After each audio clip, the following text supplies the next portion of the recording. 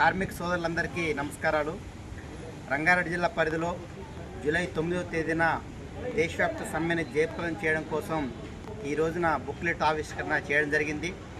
రంగారెడ్డి జిల్లా పరిధిలో ఉన్న పారిశ్రామిక ప్రాంత కార్మికులు కావచ్చు, అసంఘటిత రంగ కార్మికులు కావచ్చు, జూలై 9వ తేదీన జరిగే దేశవ్యాప్త సమ్మెని ప్రత్యక్షంగా భాగస్వాములు కావడం ద్వారా సమ్మెను జయప్రదం చేయాలని, ఈ రోజున కేంద్రంలో బీజేపీ ప్రభుత్వం అవలంబిస్తున్న విధానాలు కార్మికులకి నష్టదాయకంగా ఉన్నాయి, కార్మికుల హక్కుల్ని కాలరాసే విధంగా ఉన్నాయి, కార్మికుల ఐక్యతను దెబ్బతీసే విధంగా ఉన్నాయి, కనీస వేతనాలు అనేది లేకుండా చేసే విధంగా ఉంది. యూనియన్ భవిష్యత్తులో లేకుండా చేయడం కోసం బీజేపీ ప్రభుత్వం కుట్రలు పడుతూ ఉంది. కాబట్టి దీనికి వ్యతిరేకంగా రంగారెడ్డి జిల్లా ఉన్న కార్మిక వర్గం మొత్తం ఐక్యంగా ముందుకు రావాలని సందర్భంగా కోరుతా ఉన్నాం. ఈ బుక్లెట్ ఆవిష్కరణ సిఐటి రాష్ట్ర ఉపాధ్యక్షులు భూపాల్ గారు ఆవిష్కరించారు. తను మాట్లాడాల్సిందిగా కోరుతా ఉన్నాను. కార్మిక సోదరులారా, ఈరోజు రంగారెడ్డి జిల్లా సిఐటి విస్తృత సమావేశం జరిగింది. ఈ సందర్భంగా జూలై 9వ తేదీ సమ్మెను జయప్రదం చేయాలని చెప్పేసి సిఐటి రాష్ట్ర కమిటీ ఇచ్చినటువంటి బుక్లెట్ని ఆవిష్కరించుకోవడం జరిగింది. అయితే ప్రధానంగా జూలై 9వ తేదీ సమ్మె అనేటువంటిది ఎందుకు అని చెప్పి చూసినప్పుడు కేంద్రంలోని బీజేపీ ప్రభుత్వం నరేంద్ర మోడీ ఆధ్వర్యంలో ఈరోజు మొత్తం 29 కార్మిక చట్టాలన్నింటినీ రద్దు చేసి 4 లేబర్ కోడ్లను తీసుకొని వచ్చింది. ఈ 4 లేబర్ కోడ్లు 2019-20 సంవత్సరాల్లో పార్లమెంట్లో ఆమోదం చేసుకొని ఈరోజు అమలు చేయడానికి సిద్ధపడుతున్న పరిస్థితులు చూస్తూ ఉన్నాం. ఈ 4 లేబర్ కోడ్లు ఈయన అమల్లోకి వస్తే దేశంలో ఉన్నటువంటి సుమారుగా 80 కోట్ల మంది కార్మిక వర్గానికి, అది సంఘటిత రంగం కావచ్చు, అసంఘటిత రంగం కావచ్చు, రాష్ట్ర ప్రభుత్వ కేంద్ర ప్రభుత్వ ఉద్యోగులు, స్కీమ్ వర్కర్లు అందరికీ సంబంధించినటువంటి హక్కులన్నీ కూడా పెద్ద ఎత్తున నష్టం జరిగే పరిస్థితి ఈరోజు ఉంది.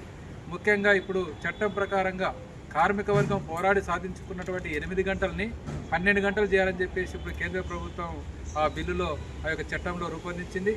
దాన్ని ఇప్పుడు అనేక రాష్ట్రాలు ఇంకా అమల్లోకి రాకన్నా ముందే అమలు చేయడానికి ఒక ప్రయత్నం చేస్తూ ఉన్నారు. నిన్నగాక మొన్న ఆంధ్రప్రదేశ్ గవర్నమెంట్ క్యాబినెట్ మీటింగ్లో పెట్టి మేము కూడా 10 గంటలు 12 గంటలు ఈ రాష్ట్రంలో అమలు చేస్తామని చెప్పేసి అంటూ ఉన్నారు.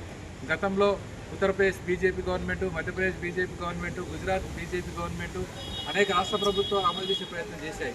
అలాగే కర్ణాటక, తమిళనాడులో ఉన్నటువంటి ప్రాంతీయ పార్టీలు, ఇతర కాంగ్రెస్ పార్టీ వాళ్ళు కూడా ఒక ప్రయత్నం చేశారు.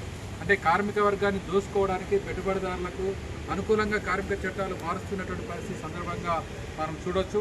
అందుకే 8 గంటలను యథావిధిగా కొనసాగించాలన్నదే కార్మిక వర్గం యొక్క డిమాండ్. అలాగే యూనియన్లు పెట్టుకునే హక్కును కానీ, సమ్మె చేసే హక్కును కానీ, కనీస వేతనాలు పొందే హక్కును కానీ పూర్తిగా కాలరాస్తూ లేబర్ డిపార్ట్మెంట్ పూర్తిగా నిర్వీర్యం చేస్తూ ఈ లేబర్ కోడ్స్లో అనేక రకాల మార్పులు చేశారు. రాబోయే కాలంలో మొత్తం కార్మిక వర్గాన్ని దోసుకోవడానికి, పెట్టుబడిదారులకు పూర్తిగా స్వేచ్ఛ ఇచ్చినటువంటి పరిస్థితి కనబడతా ఉంది. అందుకే కార్మిక వర్గం తిరుగుబాట్లు చేసి, సమ్మెలు చేసి దీన్ని అడ్డుకోవాలని చెప్పేసి ఆలోచనతోనే కేంద్ర స్థాయిలో సిఐటితో పాటు ఏఐటీసీ, ఐఎన్టీసీ, హెచ్ఎంఎస్, అలాగే రాష్ట్ర స్థాయిలో ఉన్నటువంటి టీఆర్ఎస్కేవి లాంటి సంఘాలు, ఐఎఫ్టీ లాంటి సంఘాలు, టీయూసీ లాంటి సంఘాలు, ఇతర కార్మిక సంఘాలు, టీఎన్టీసీ లాంటివి కూడా ఈరోజు ఐక్యంగా ఉండి జూలై 9వ తేదీన సమ్మెకు పిలుపునివ్వడం జరిగింది. కాబట్టి కేంద్ర ప్రభుత్వం ఇప్పటికైనా పునరాలోచన చేసుకొని లేబర్ కోడ్లు వెనక్కి తీసుకోవాలి. అదే సందర్భంలో కార్మిక వర్గానికి కనీస వేతనం లేదు. 26,000 రూపాయల కనీస వేతనం ప్రతి ఒక్క కార్మికుడికి అమలు చేయాల్సిన అవసరం ఉంది. అలాగే రిటైర్మెంట్ అయినటువంటి కార్మికులకు పెన్షన్ అనేటువంటిది కనీస పెన్షన్ 9,000 నిర్ణయం చేయాలి. రిటైర్మెంట్ బెనిఫిట్స్ కూడా అందరికీ ఉండాలి. గ్రాట్యుటీ అందరికీ అమలు చేయాలి. అదే సందర్భంలో కాంట్రాక్ట్ అవుట్సోర్సింగ్ ఎంప్లాయీస్ అందరినీ పర్మనెంట్ చేయాలి. అలాగే స్కీమ్ వర్కర్లను కూడా పర్మనెంట్ చేయాలి.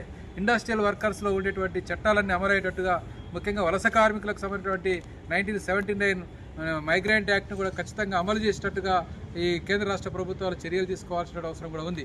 కానీ రాష్ట్ర కాంగ్రెస్ ప్రభుత్వం, రేవంత్ రెడ్డి గారి సర్కార్ కూడా కేంద్ర విధానాలకు అనుకూలంగా ఉన్నాడు కార్మికుల విషయంలో.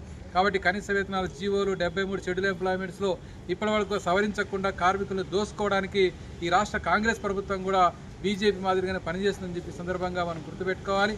అందుకే కేంద్ర రాష్ట్ర ప్రభుత్వాలు ఏవైనా కార్మికుల ప్రయోజనాల కోసం ఈరోజు పోరాటం చేయాల్సిన అవసరం కూడా ఉంది. కాబట్టి రంగారెడ్డి జిల్లాలో పెద్ద ఎత్తున ఇండస్ట్రీస్ విస్తరించున్నాయి.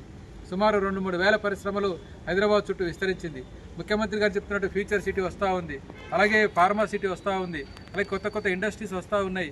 కానీ కార్మిక చట్టాలు అమలు చేయడానికి కార్మిక శాఖ డిపార్ట్మెంట్ సిద్ధంగా లేదు, అధికారులు అందుబాటులో లేరు. ఏ సమస్య పరిష్కారం కాని పరిస్థితుల సందర్భంగా చూస్తున్నాం. అందుకే ఈ సమ్మె నేపథ్యంలో కార్మికుల హక్కులకై అందరం సంఘటితంగా పోరాటం చేయాలని చెప్పి పిలుపునిస్తూ జూలై 9వ తేదీన ప్రతి మండల కేంద్రంలో, ప్రతి ఇండస్ట్రియల్ ఏరియాలో పెద్ద ఎత్తున ప్రదర్శనలు, హర్తాళ్లు, సమ్మెలు, బంద్లు చేసి ఒక కేంద్ర ప్రభుత్వానికి తగిన బుద్ధి చెప్పాలని చెప్పి సందర్భంగా మేము చెప్పదలుచుకున్నాం.